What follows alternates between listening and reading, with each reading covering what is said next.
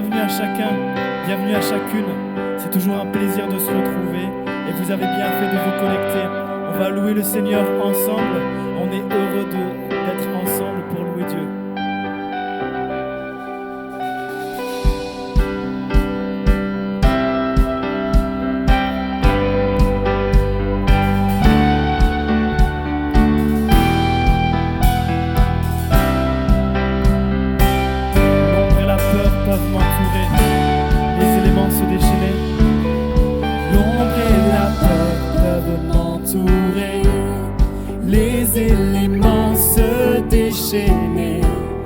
Dieu de victoire se bat pour moi, pour me délivrer. Rien ne saura lui résister, rien ne pourra le faire plier. Le Dieu de victoire a pris la croix et l'a terrassé. Le Dieu de victoire, le Dieu de victoire est à mes côtés, sa main me soutient au cœur du danger. Je vivrai pour lui, marchant par la croix. Le Dieu de victoire habite en moi.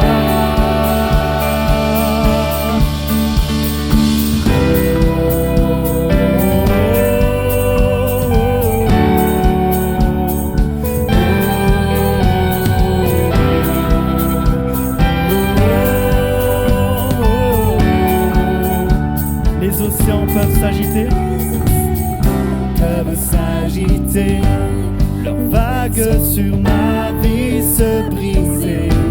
Le Dieu de victoire, il laisse sa voix pour tout apaiser. Rien ne saura lui résister, rien ne saura, rien ne pourra le faire plier.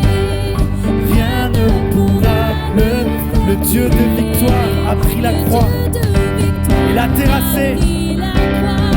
Et l'a terrassé. Le Dieu de victoire, le Dieu de victoire est à mes côtés. Sa main me soutient au cœur du danger. Je vivrai pour lui, marchant par la croix. Le Dieu de victoire habite. Le Dieu de victoire habite en moi. Le Dieu de victoire est à mes côtés. Sa main me soutient. Du danger, je vivrai pour lui, marchant par la foi. Le Dieu de victoire habite.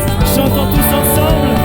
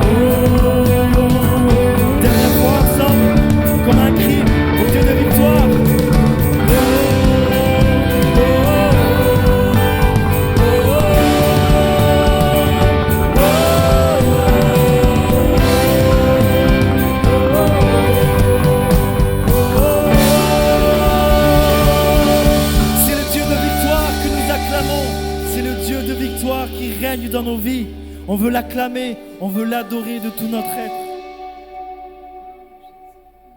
On veut déposer tout ce qui est tout ce qui nous prend la tête, tout ce qui nous prend notre âme, on veut le déposer devant Dieu. Parce que lui seul peut prendre toutes ces choses et peut nous rendre victorieux. Lui seul est digne de nos louanges. Lui seul mérite notre adoration. Alors, je nous invite juste à fermer nos yeux et à prier dans notre cœur ce Jésus. Devant lui, nos cœurs sont fascinés. Si précieux, c'est Jésus. Il répare les corps, les vies brisées.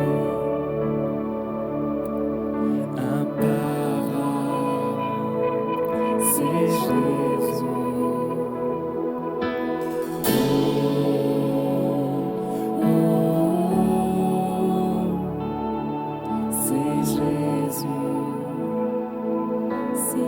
Devant lui, nos cœurs sont fascinés. Devant lui, nos cœurs sont fascinés. Si précieux, c'est Jésus. Si précieux, c'est Jésus. Il répare les corps, les vies brisées. Il répare les corps, les vies brisées. Imparable, c'est Jésus. Imparable, c'est Jésus. Oh Seigneur, on s'abandonne à toi.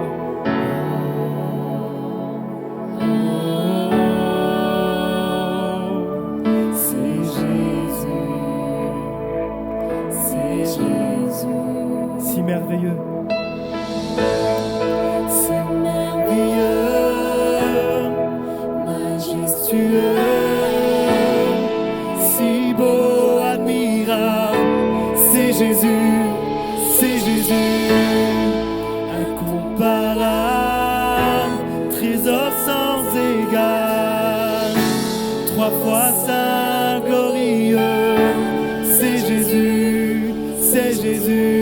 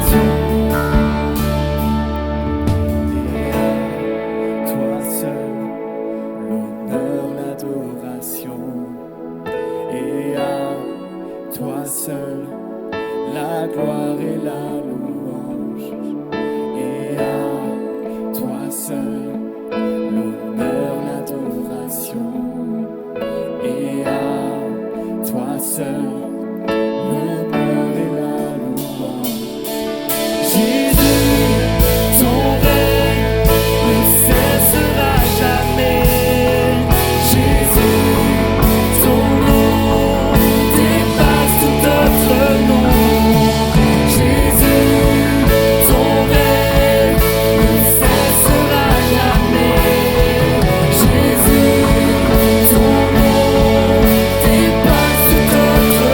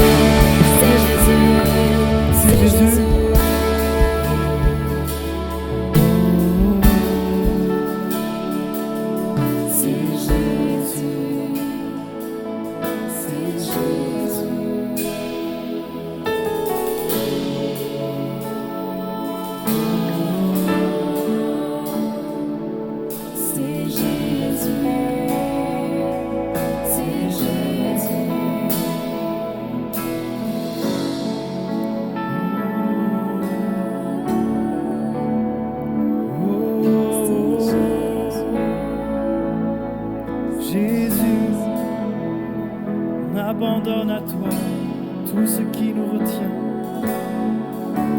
Je nous invite à prier de tout notre cœur, de tout notre être. Et déposons devant lui tout ce qui nous empêche de le louer, tout ce qui nous empêche de le glorifier.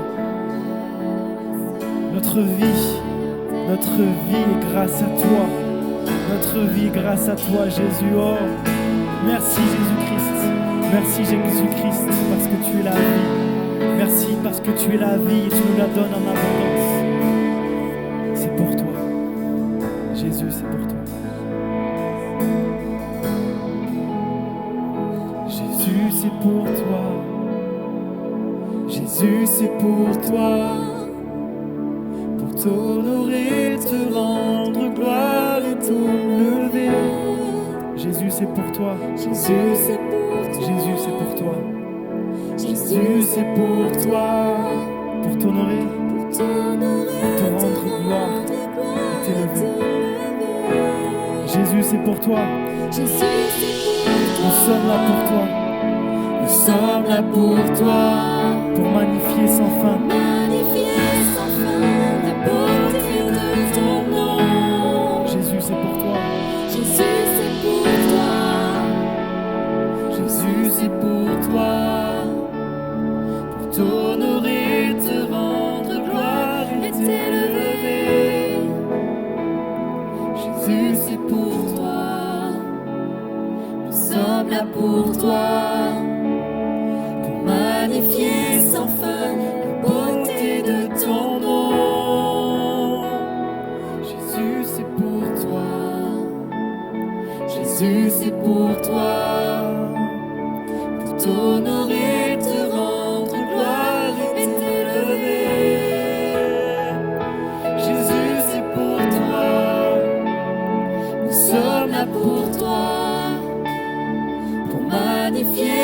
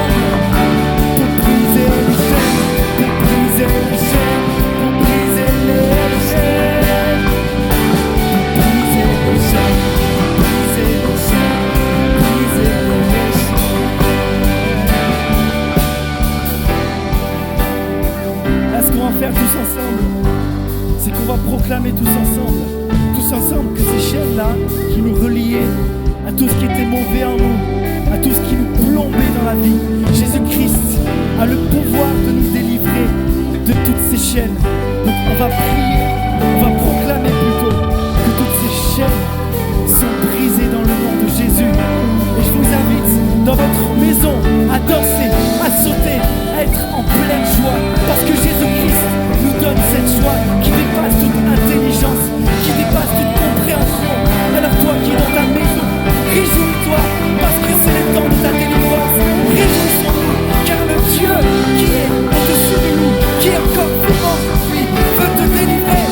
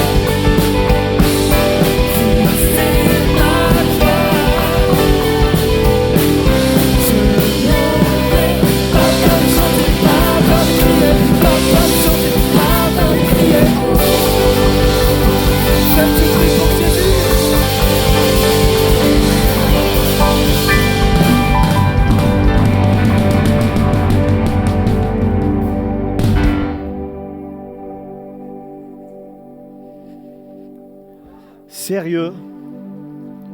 Alors, si vous aviez la vision d'une église, quelque chose de plus cool, plus calme, ouais. Nous sommes au 717 avenue de Gaillard à Agen. Il y a une côte, comme ça, une côte. Puis à gauche, il y a l'église Novation, c'est nous. Puis à droite, il y a le cimetière. Donc à droite, c'est beaucoup plus calme. Si vous voulez du calme, vous aurez le temps d'en avoir. Mais ici, le premier chant, c'était le Dieu de victoire. Le premier chant, le Dieu de victoire. Le deuxième, Christ est ma joie. Alors j'ai une excellente nouvelle. C'est que le temps que tu vis là maintenant, c'est un temps où il y a la présence de Dieu et c'est un temps favorable. Tu peux le dire après moi. C'est un temps favorable. Favorable, c'est-à-dire c'est un temps dans lequel et sur lequel il y a la faveur de Dieu. Alléluia. Moi, j'aime ça. La faveur de Dieu. Et j'entends de plus en plus, au travers de ce que nous vivons, la saison dans laquelle nous sommes, des personnes qui disent cette année, c'est une année morte. Cette année, c'est une année perdue. Cette année, c'est terrible ce que l'on vit. Puis il y a différentes annonces qui sont faites sur ce qu'on peut faire, ce qu'on ne peut pas faire. Il y a des gens qui disent, mais c'est terrible. Vivement l'année prochaine. Je ne sais pas si ça va changer l'année prochaine, mais j'aimerais vous dire que c'est une année favorable. C'est un temps favorable, c'est le temps de Dieu. Dieu t'aime. Quoi qu'il puisse se passer autour, Dieu t'aime. Dieu est un Dieu de promesses. Et ce n'est pas forcément l'année que tu aurais souhaité.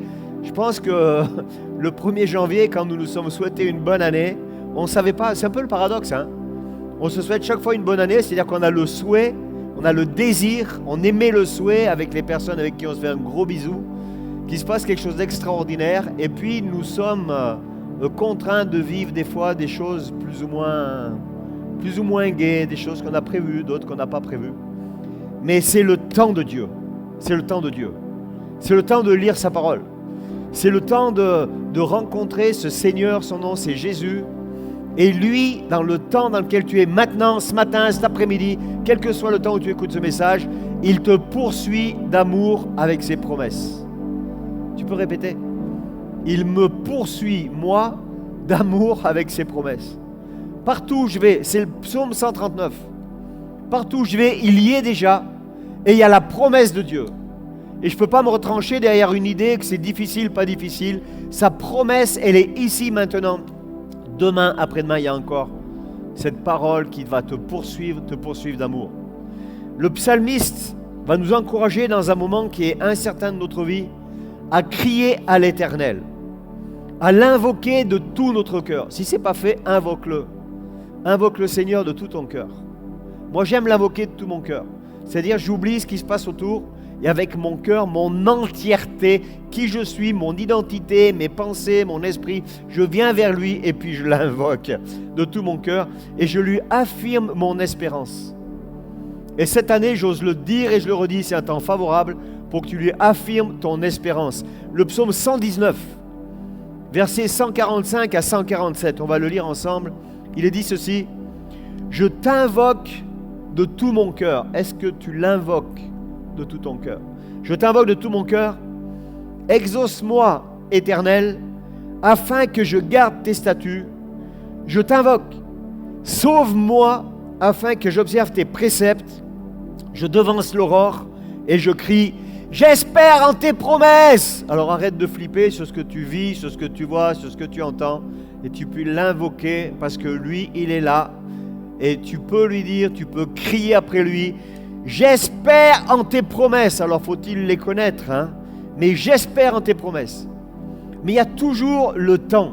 Quand on parle du temps favorable, il y a deux sortes de temps dans la parole de Dieu. Il y a deux mots, il y a le mot kairos et le mot chronos. Le kairos, c'est le moment, j'oserais dire subit, le moment choisi par Dieu pour intervenir.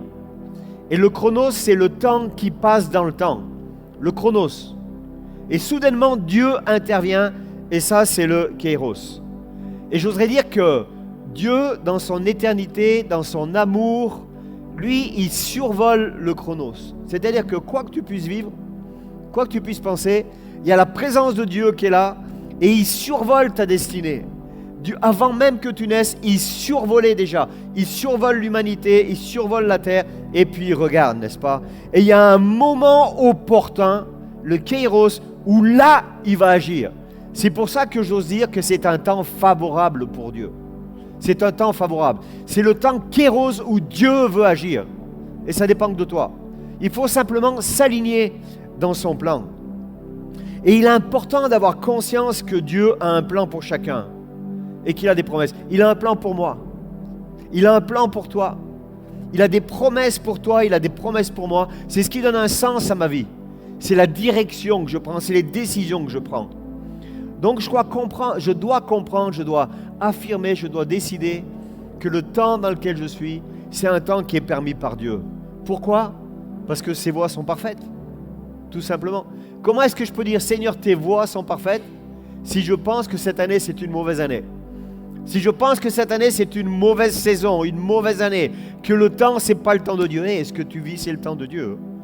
Regardez bien, quelque chose de fantastique dans la parole de Dieu. Est-ce que vous savez que la venue de Christ, elle a été faite à un moment favorable, le Kairos. Dans le Chronos, le Kairos. Il y a un moment particulier. Nous sommes en 2020 après Jésus-Christ. Nous ne sommes pas en 2015, nous ne sommes pas en 2010. C'est-à-dire que Dieu a voulu, a choisi un moment particulier pour la venue de Christ. Vous ne me croyez pas? C'est un moment favorable. Galates 4, verset 4. Il est dit, lorsque le moment fixé par Dieu est arrivé, il a envoyé son Fils.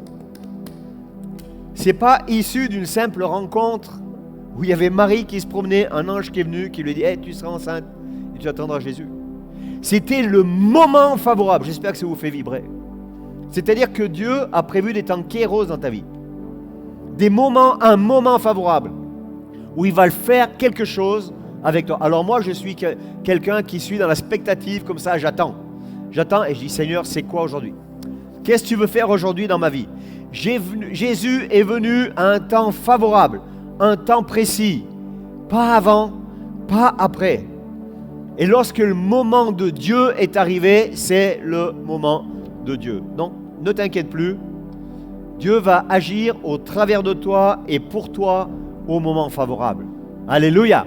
Quelle que soit ta difficulté, quel que soit ton problème, quelles que soient tes questions, quelle que soit la période de ta vie là où tu en es, il y a un moment favorable.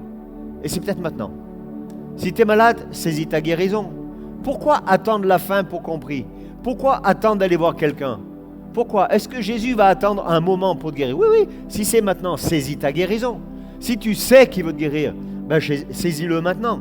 Si tu as une montagne en face de toi, si tu as une impossibilité, si tu as comme un obstacle à franchir, le psaume 18, verset 30 nous dit « Avec toi », donc le psalmiste, « Avec toi, avec Dieu, je me précipite sur une troupe en armes, avec mon Dieu, je franchis une muraille. » Il est question d'une troupe en armes. Il est question de plusieurs individus armés. Il est question d'être impressionné. Il est question d'être intimidé. Il est question d'une muraille.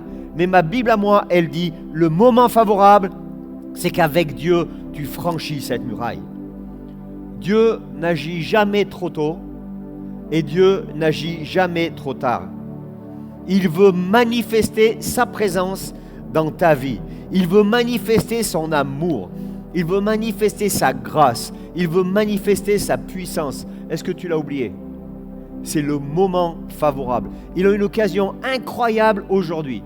Simplement si tu soupires après lui, si tu cries à lui et si tu t'attends à lui aussi. Il accomplit ses promesses. Il les accomplit au temps favorable. Il est souverain dans ma vie. Est-ce que tu peux dire, est-ce que tu peux confesser qu'il est souverain dans ta vie? Ça te donne une autre dimension dans ta vie. Je ne dirige pas ma vie. Je désire qu'il dirige ma vie. Waouh! Parce qu'il y a des temps de rencontre, il y a des temps favorables, il y a des temps opportuns. Et je veux le laisser agir. Il veut qu'on lui laisse les rênes des situations que nous traversons dans notre vie. Bien souvent, on se focalise sur la situation. On se focalise sur la muraille, sur la difficulté. Il veut juste, non pas que tu lui donnes la difficulté. Laisse la difficulté, elle est là, il la permet. Mais donne-lui les rênes de ta vie. Bien souvent, j'ai vu des personnes prier, Seigneur, regarde la difficulté, comme si Dieu peut changer la difficulté. Mais s'il laisse la difficulté, mais il veut simplement que tu lui donnes les rênes de ta vie, afin qu'au travers de toi, tu aies la victoire. Regarde le peuple de Dieu dans le désert. On trouve cela dans Exode 13 à partir du verset 21. C'est le peuple d'Israël, il est là, le peuple hébreu, il est dans le désert. Ils ont vécu des moments fantastiques, des moments d'onction, des moments incroyables. Il fallait il y a toute une suite de moments favorables. Vous allez me comprendre. L'Éternel allait devant eux. Écoutez bien. Le jour dans une colonne de nuée pour les guider dans leur chemin, et la nuit dans une colonne de feu pour les éclairer, afin qu'ils marchassent jour et nuit. La nuée ne se retirait point de devant le peuple pendant le jour, ni la colonne de feu pendant la nuit. C'est-à-dire que le jour, la présence de Dieu était symbolisée. Il y avait une présence, il y avait cette nuée qui était là. C'était plus qu'un symbole, c'était une présence. Et là où la nuée allait, là il devait aller. Et le moment favorable, le moment opportun, c'était d'être à un certain endroit le jour. Et hop, la nuée commençait à se déplacer. Et ils avaient tout juste le temps de remballer leurs affaires et puis d'aller là où la nuée les guidait. Et la nuit, il n'y avait pas la nuée. Ma Bible à moi, elle dit dans Exode, il y avait une colonne de feu.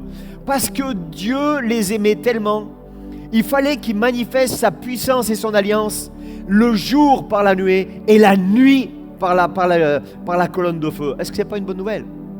Ça veut dire que tu sois en plein jour, tout aille bien, tu sois dans les ténèbres, tu sois la nuit, dans la vallée de l'ombre de la mort, quelque part, il y a la colonne de feu qui est là, et le moment favorable, c'est la nuée est là, la colonne est là, tu restes.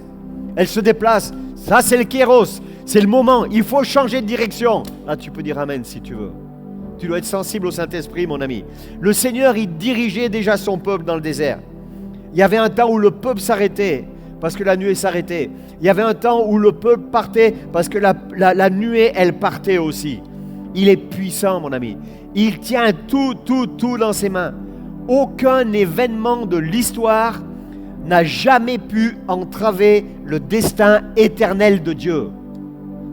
Aucune personne qui ait pu s'inquiéter, tomber dans la dépression, être malade, jamais une personne a pu entraver le dessein éternel de Dieu. Pourquoi? Parce que le dessein de Dieu, bien sûr, il veut servir de toi, mais il ne se limite pas à toi. Dieu a une vision d'éternité et il veut se servir de toi dans son temps à lui, comme lui il veut. Et c'est toi qui dois recevoir et être sensible. Seigneur, la nuée, hop là, ça bouge, j'y vais. Le feu, ça bouge, j'y vais aussi. Si tu vois du feu, la journée, il y a un problème. Le feu, c'est pour la nuit, dans les ténèbres. Hein? D'accord? Ça veut dire que les signes, ils sont très précis. La manifestation de Dieu, elle est très précise. On verra ça une autre fois. Dans Jean 16, au verset 33, il est dit ceci. « Je vous ai dit ces choses, afin que vous ayez la paix en moi. Vous aurez des tribulations dans le monde, mais prenez courage, j'ai vaincu le monde. » On l'a chanté, premier chant, Dieu de victoire. Prenez courage, j'ai vaincu le monde. C'est la fin du verset 33. Mais le début, je vous ai dit ces choses, afin que vous ayez la paix en moi. Et on veut tous avoir cette paix en lui. Vous aurez des tribulations dans le monde. Et ce n'est pas parce que tu as des tribulations, peut-être maintenant, que c'est une mauvaise année. C'est une bonne année, où Dieu veut manifester sa grâce, sa puissance, son amour, sa grâce au travers de toi. Mais c'est un moment dans lesquels Dieu permet que tu aies des tribulations. C'est tout. Donc ne fais plus la tête. Ne boude plus. Et comme j'aime le dire, lui, il connaît la fin de l'histoire. Toi, tu es encore dans le truc, il connaît la fin de l'histoire. C'est une année de grâce, mon ami. C'est un Dieu de victoire que tu as. Et dire c'est un Dieu de victoire, c'est pas en se plaignant, mon Dieu est un Dieu de victoire. C'est en manifestant avec autorité que c'est un Dieu de victoire.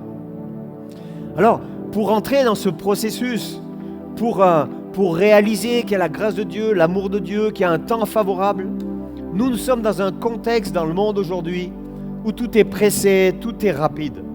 C'est-à-dire qu'on veut obtenir tout ce qu'on veut très très vite. Et on peut obtenir. On veut obtenir ce qu'on veut très vite Pourquoi? Parce que l'on peut obtenir ce qu'on veut très vite. C'est tout un mode de fonctionnement. Nous, en famille, on a une maison dans la montagne, là-bas, dans les Alpes. Et c'est une maison qui a été bâtie du temps de mon arrière-grand-père. Et figurez-vous que lorsqu'on voit la charpente, c'est une belle charpente avec des grosses poutres maîtresses en bois. C'est très dur et ça fait plus d'une centaine d'années que ça existe, ça n'a pas bougé. Vous savez pourquoi? Parce que la génération des grands-parents, eux, ils coupaient le bois pour la génération d'après. C'est-à-dire qu'ils avaient cette vision de la génération d'après. Ils coupaient le bois, ils le stockaient, et pendant 20 ans, 30 ans, 40 ans, le bois séchait. Et après, c'était aux enfants ou aux petits-enfants de prendre le bois qui avait séché naturellement, et alors on montait la maison. Mais c'était la maison d'une vie. Aujourd'hui, on coupe du bois, on le passe dans des machines où il y a de l'air qui souffle, ça enlève un peu l'humidité, on te coupe des petites fermettes, c'est-à-dire une charpente qui, au moins de courant d'air, elle va tout se déformer, et on monte ça. Et puis n'essaie pas de refiler ta maison la génération d'après, il faudra la vendre parce que tout va se déformer. Ça veut dire quoi? Que la patience devient une denrée rare. Et la différence entre le temps chronos, le temps qui s'écoule, et le temps kéros, il est question de patience. Ce que Dieu t'a promis, il va l'accomplir. Amen. Il va l'accomplir. Alors vis un peu comme vivaient les grands-parents.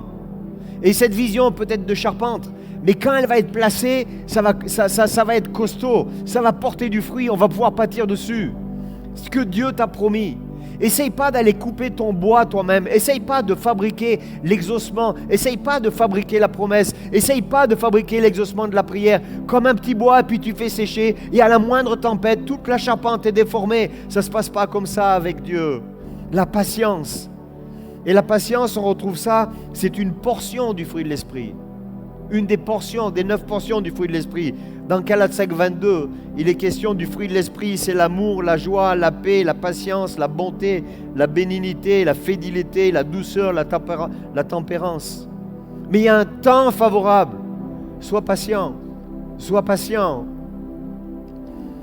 Jésus, je le dis, je le redis, qu'on puisse garder cette image. Il est venu sur terre à un temps favorable. La promesse de Dieu, elle va venir dans ta vie ou elle vient dans ta vie. Si elle vient maintenant, c'est que c'est le temps favorable. Sinon, elle va venir. Il y a encore un temps favorable pour toi. Alors, le paradoxe, c'est qu'on fait tous nos efforts, parce qu'il faut en faire quand même, pour vivre comme la parole de Dieu nous demande de vivre. On lit la parole, on prie, on jeûne, on prend du temps, on participe à la vie d'église, on s'engage dans notre église locale, on témoigne de Jésus. Et puis bien souvent, Dieu nous a promis certaines choses. Et qu'est-ce qui se passe? On voit celui qui habite à côté de chez nous. On voit le voisin, la voisine, les parents, qui eux vivent en dehors de la volonté de Dieu. Qui eux, Dieu, ils en ont absolument rien à faire. Qui eux, Dieu, c'est quelque chose de lointain. Qui eux, Dieu, c'est vieillot. Dieu, c'est pour les enfants jusqu'à 10-12 ans, ou pour les vieux juste avant de mourir. Et eux, nous on dit, ils sont bénis. Ils deviennent de ceux qui réussissent dans leur voie. Le psaume 37, verset 7 nous encourage à la patience.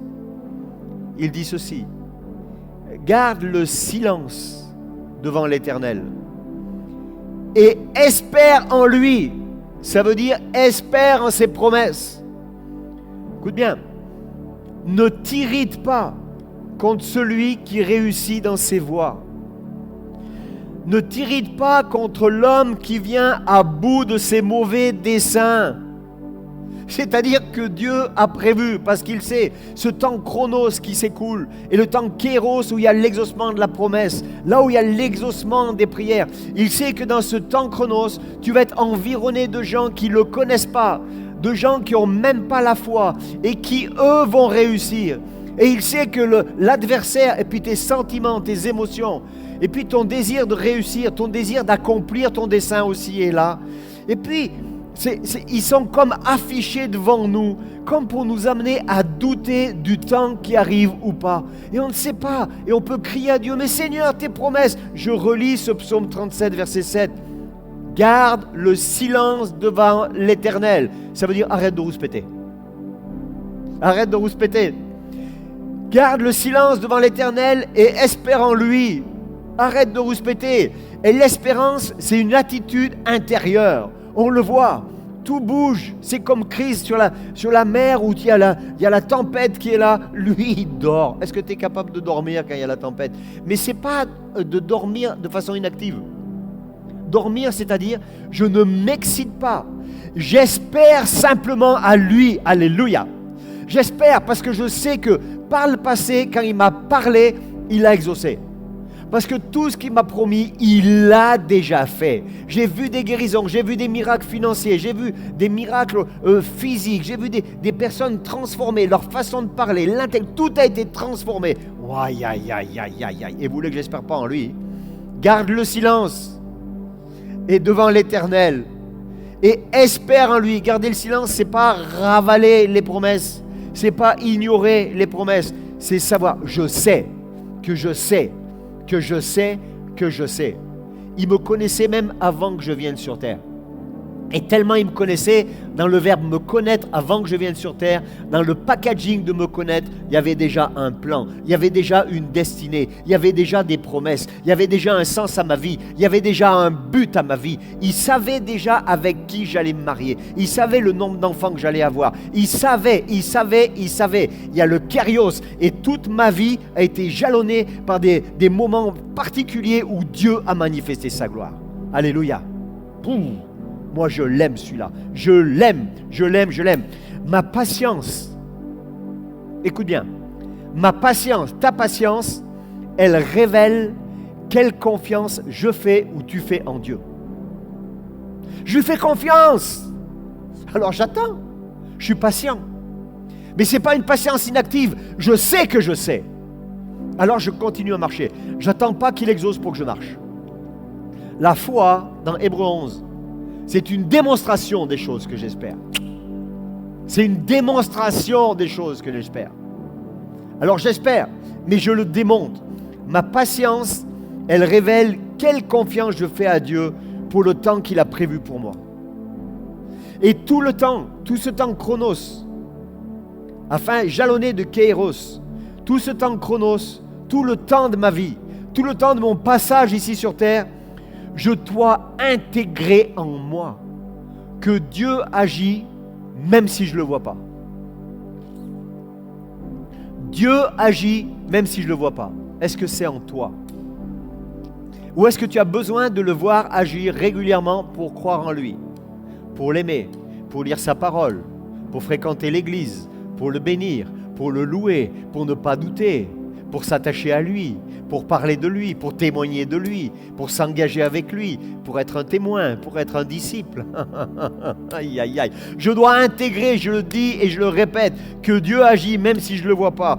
Je dois accepter que pendant cette période chronos, Dieu est fidèle, il est souverain. Cette année, ce n'est pas une mauvaise année, c'est une année extraordinaire. Et Dieu est fidèle et Dieu est fantastique. Est-ce que vous savez qu'il nous renouvelle pendant la marche? Il nous renouvelle pendant la marche. Et j'ai la certitude que si je m'attends au Seigneur, je recevrai cette force pendant la marche. Parce qu'il dit qu'il me renouvelle pendant la marche. Il ne va pas me renouveler alors que je commence à douter. Il peut manifester sa grâce et son amour et permettre qu'il y ait des gens qui viennent me parler, sa parole qui vienne me parler, le Saint-Esprit qui vienne me parler alors que je suis dans l'incertitude. Mais il veut me renouveler, plus que me parler, il veut me renouveler. Renouveler, c'est faire quelque chose de nouveau, c'est mettre un nouveau fondement, c'est mettre une nouvelle espérance, avec de nouvelles bases encore. Waouh! Il veut mettre son énergie en moi et ça, c'est un grand réconfort. Ésaïe 40, verset 31. Ceux qui se confient en l'Éternel renouvellent leur force. Ceux qui se confient en l'Éternel renouvellent leur force. Ils prennent le vol comme des aigles. Pourquoi comme des aigles? Pas comme un poulet. Le poulet, il picore et puis il voit juste comme ça. Là, l'aile, lui, voit de loin. L'aile, lui, voit de loin. Il voit l'objectif. Il voit ce qu'il doit attraper. Il voit le danger. Il voit tout, l'aigle. Ils prennent le vol comme les aigles. Ils courent et ne se lassent point. Ils marchent et se fatiguent point. Mais ça, c'est pour ceux qui se confient en l'Éternel. Est-ce que tu es capable de te confier en l'Éternel? Même si tu vis quelque chose qui te paraît difficile, c'est le moment opportun. C'est le kairos de Dieu pour toi, le moment de la rencontre avec ton Dieu. Quoi que tu puisses vivre, il veut te renouveler encore. Le psaume 27, verset 14, il dit ceci: « Espère en l'Éternel, fortifie-toi et que ton cœur s'affermisse.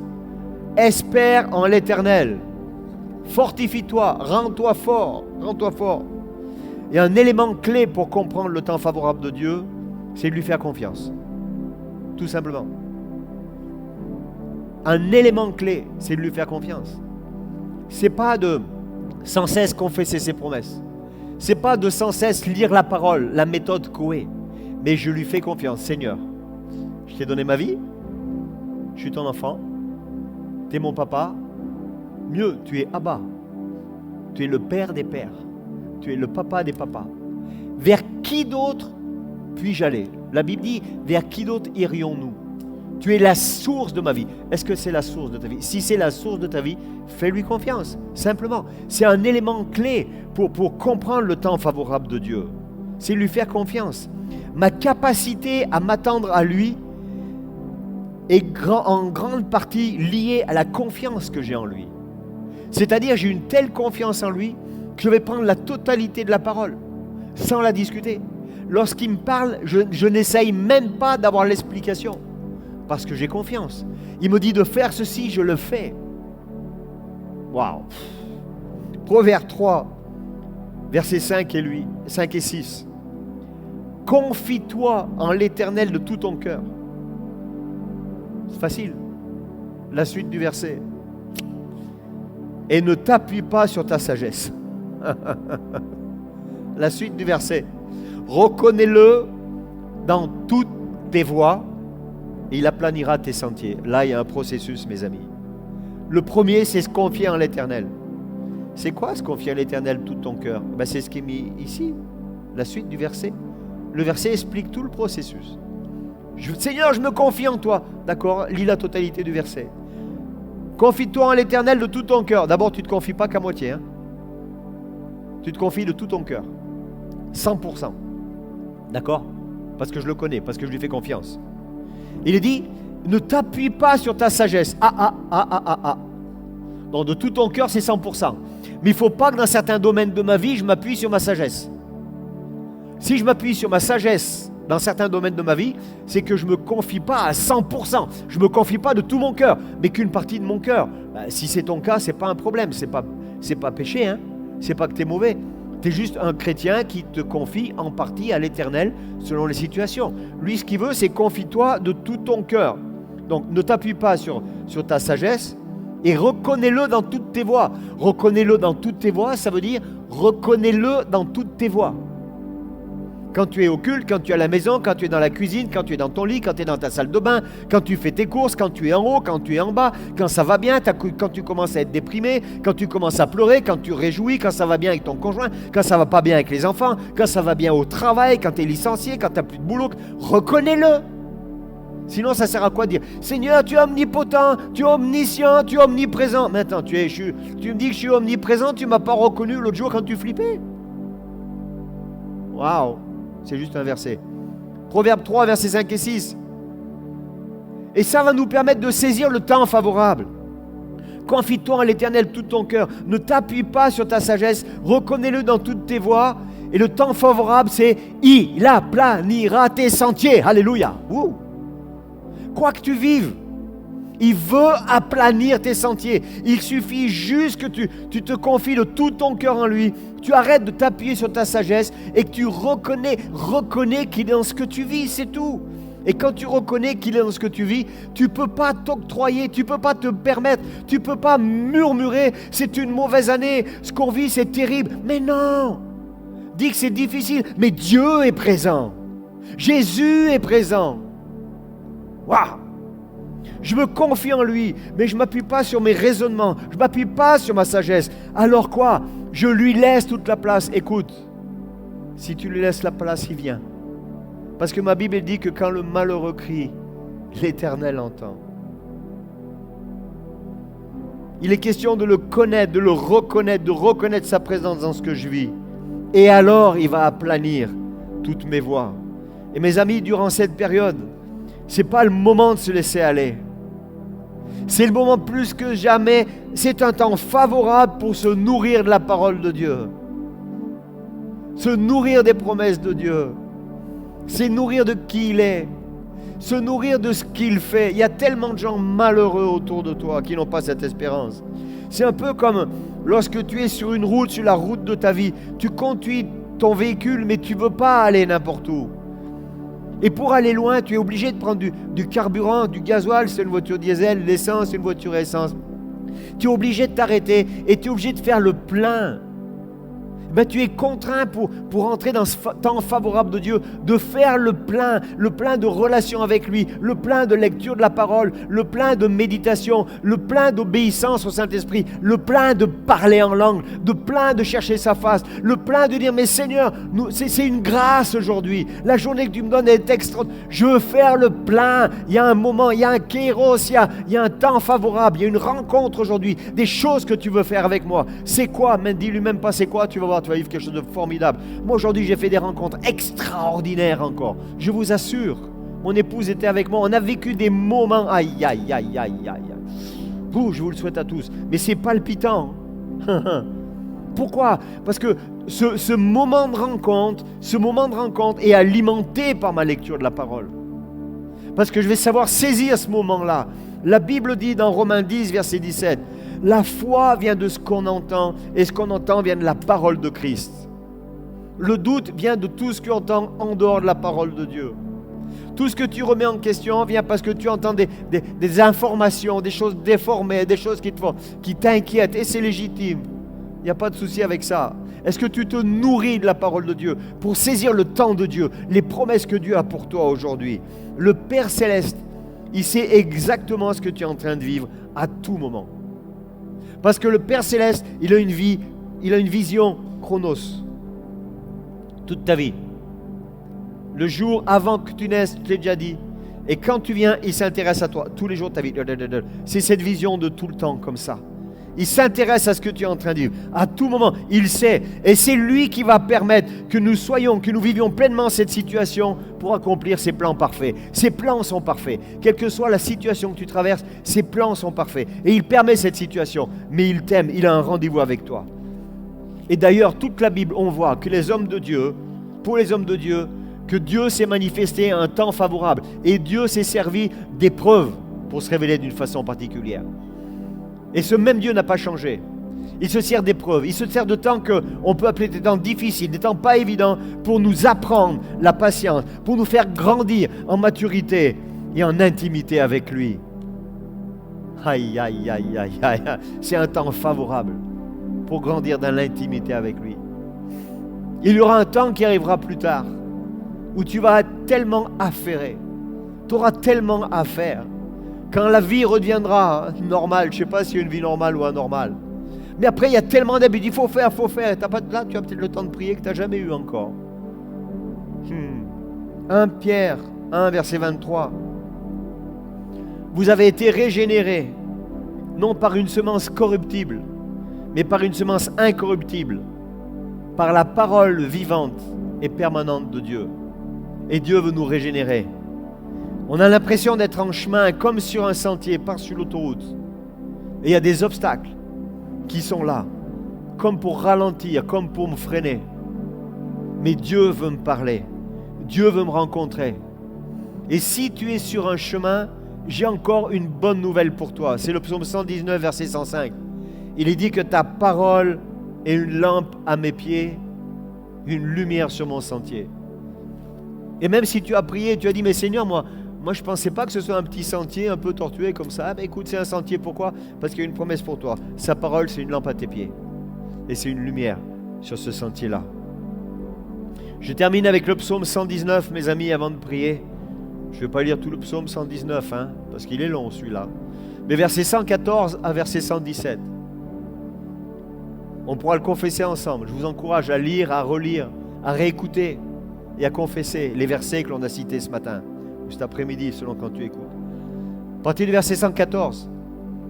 Tu es mon asile et mon bouclier. J'espère en ta promesse. Éloignez-vous de moi, méchants, afin que j'observe les commandements de mon Dieu. Soutiens-moi selon ta promesse, afin que je vive. Et ne me rends point confus dans mon espérance. Sois mon appui pour que je sois sauvé et que je m'occupe sans cesse de tes statuts. Étudie la parole. Il est ton appui. Il ne te rend point confus dans ton espérance. C'est un temps extraordinaire de révélation de la parole de Dieu. Et bien sûr, pour terminer, le magnifique verset de Romains 8, 28, presque tout le monde le connaît celui-là. Nous savons du reste que toute chose concourt, toute chose, même dans les épreuves les plus difficiles, contribue au bien de ceux qui aiment Dieu. Cette année, c'est une année extraordinaire. Ce moment, c'est un moment extraordinaire. Ce mois-ci, c'est un moment extraordinaire. Ce jour, c'est un jour extraordinaire. Cette minute, c'est une minute favorable. C'est un temps favorable de Dieu pour toi. Alors je voudrais juste prier. Parce que tu as entendu, je disais en introduction, que c'est une mauvaise année, qu'on ne fait rien, qu'on perd son temps. Je veux briser ces paroles au nom de Jésus. On va prier. Seigneur, moi je veux briser ces paroles au nom de Jésus. Ce n'est pas une année de perdu. Ce n'est pas même un mois de perdu. Ce n'est pas une semaine de perdu. Ce n'est pas une journée de perdu. Parce que toi, Dieu, tu as prévu un temps favorable. Toi, Dieu, tu as prévu un temps d'exaucement de prière aujourd'hui. Toi, Dieu, tu as prévu un temps d'exaucement de prière cette semaine, ce mois-ci, cette année. Seigneur, avec toi, quand nous marchons dans tes voies, quand nous marchons dans ta volonté, quand nous marchons selon ta parole, il n'y a pas une seconde de perdu. Merci pour le temps chronos dans lequel nous sommes, qui fait notre vie.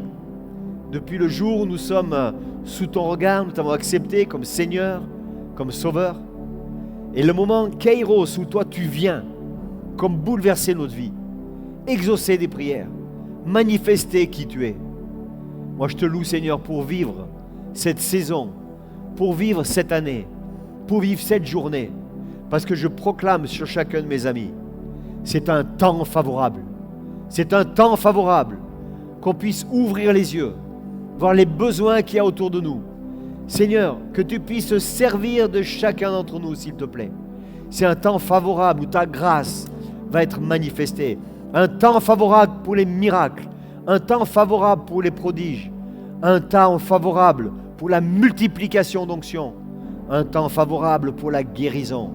Un temps favorable où nous pouvons témoigner de toi auprès de nos voisins, des patrons, des employés, des gens que nous côtoyons. Un temps favorable où nous pouvons parler, annoncer l'espérance que nous avons en toi. Seigneur, que ta grâce, que ton onction soit sur chacun. Nous puissions ensemble vivre ce temps, cette saison favorable, voir ta puissance, te voir agir au nom de Jésus-Christ. Amen. Recevez la grâce de Dieu et cette onction que Dieu vous donne. Vous soyez de ceux qui annoncent la bonne nouvelle et de ceux qui ne soient pas ceux qui cèdent à la mauvaise nouvelle, la mauvaise année. C'est une bonne année. Sois béni et dis-le autour de toi. À très très vite.